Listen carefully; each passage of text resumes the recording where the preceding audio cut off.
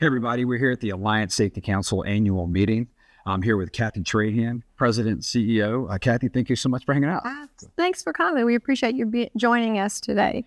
So, Kathy, the theme here was small steps, big impact. Tell everybody what that means. Well, there's been a lot of change in our industry over the years. And for the last 20 years, whenever we're managing change, we try and take it in incremental steps. So, kind of eat the elephant one bite at a time. Mm-hmm. So whenever we're approaching a project, whether it's part of our programming or learning innovation team, or whether it's part of registration, we're focused on saving time and making small steps towards making those improvements and those changes has helped us create that incremental change that eventually you're able to move the needle on some of the programs and the projects that we've been a part in. So just kind of breaking it down into manageable, chunks so that we can execute on those changes, get the feedback that we need, and continue to improve.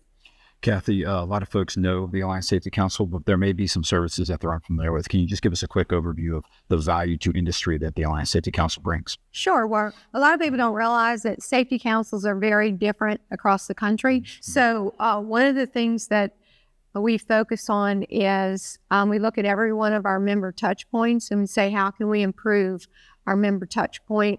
How can we improve the interaction? So whether it's if they're walking in the door, if we're meeting them online, if it's on the telephone with our call center, regardless of where our member touch points, we look at how is it that we can help our members be more successful. So metaphorically, we kind of hold their hand through the whole process, make sure that they have the support that they need. Now, one thing about Alliance Safety Council is very different than other councils across the country is we have a very diverse program portfolio. So it's not just the petrochemical industry, although that's what got us started in this area, but it is also the power industry, the paper and pulp industry. We're now in transportation and concrete and other areas. So we've been able to take what we've learned from serving our local workforce, and we've been able to adopt and adapt it for other industries, which has been a huge payback. Now we do more than 55% of what we do comes from outside of Louisiana. And so we're able to take that training that's offered across the country in different delivery methods and bring it back to Louisiana, reinvest in still yet better training and more options for our members. Kathy, that's incredible. Let's get into reciprocal training. So why is it so important that we maintain reciprocity in training? Well, industry, more than 30 years ago, they were responding to excessive costs and time it was taking for industry to be able to meet the training needs of the local contractor workforce. So reciprocity became really important when contractors were having to go to every single facility and they were retaking, it's like Groundhog Day, they were retaking everything that they took at the previous facility. And that training, it got to be lengthy, cost, almost cost prohibitive. So to keep our contractor workforce competitive, the industry tasked the safety councils. They wanted an objective third party to be delivering the content. And so they tasked the safety councils with using the subject matter experts, with coming together and determining what content was alike across all sites, pulling out that content. It was made into a course that's called the Basic Orientation Plus, or signature program, and which addresses awareness level PSM requirements. And then also a refresher so that they can continue, they don't have to retake, the initial course, they can continue with a refresher version of that. So with the BOP and the BOP refresher, that was taking care of the bulk of the training that needed to be done for going from site to site to minimize the redundancies. And then a site orientation was put on top of that. So if a contractor was going to multiple sites in a year, then they could pick up that additional site orientation and be more efficient with their training.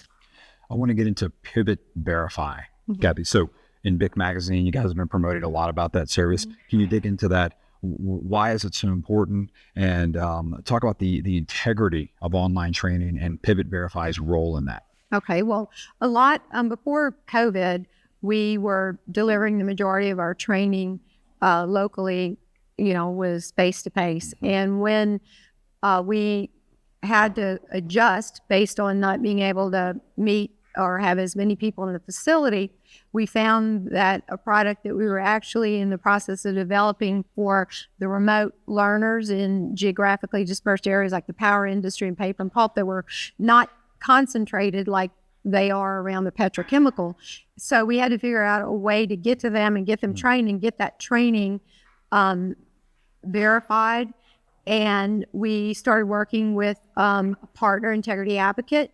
And the thing about the way that we set up the wrapper that goes around all of our courses is that instead of having a live proctor watching everyone, AI actually is coded to observe the learner, and there are certain rules that are in place. And if any of those rules, according to AI, is not validated, then it goes to a human proctor that can look at it. So it's human assisted, where AI does the bulk of the work and machines don't get tired. So if you have one person looking at 2,000 people a day or trying to manage a large number of workers for an outage, it's not a scalable model if you were using a human to proctor like a 1-to-30 ratio, whereas AI is 1-to-1. So you're getting a tighter proctoring.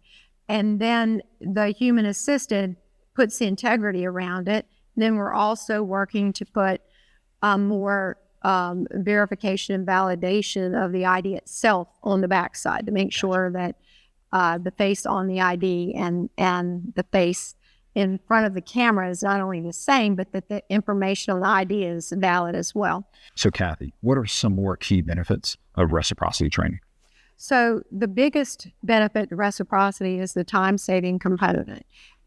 You're not asking, we have a worker shortage as it is. In fact, every year since I've been here, it seems like we never have enough people to get things done on time and on budget. And so it's really important to make certain that you're giving not only the local contractors, but contractors across the country the ability to make the most of every day. And so reciprocity allows people to work in their city of origin so they can be at home more. And that's one of the struggles that our contractors have, is so much time away from home, traveling from site to site to address the outages and turnarounds and regular maintenance. So what reciprocity does is it provides not only a standardized curriculum that is managed by a objective third-party organization, ARSC, the Association of Reciprocal Safety Councils. That is the only reciprocal network in the country, and that reciprocal network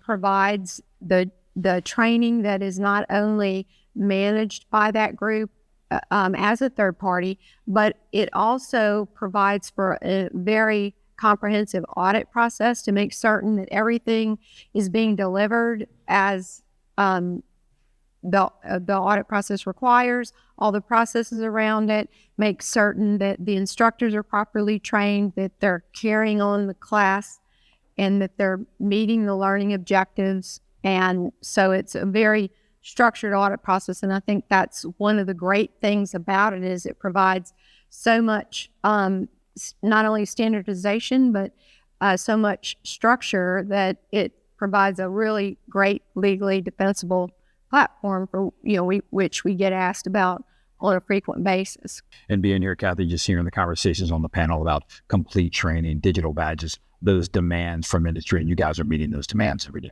Correct. So, Kathy, we're just so thankful for your time. Appreciate you having us here at the annual meeting. Hey, for folks that want to learn more about Alliance Safety Council, where should they go? So they can go to our website, alliancesafetycouncil.org.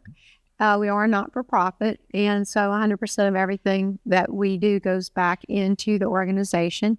And or they can call go to the website and reach out on either our info box or call one of our facilities and speak with one of our member services or sales team. Well, Kathy, thank you so much for everything you do for industry, and we appreciate everyone at the Alliance Safety Council so much. Thank you.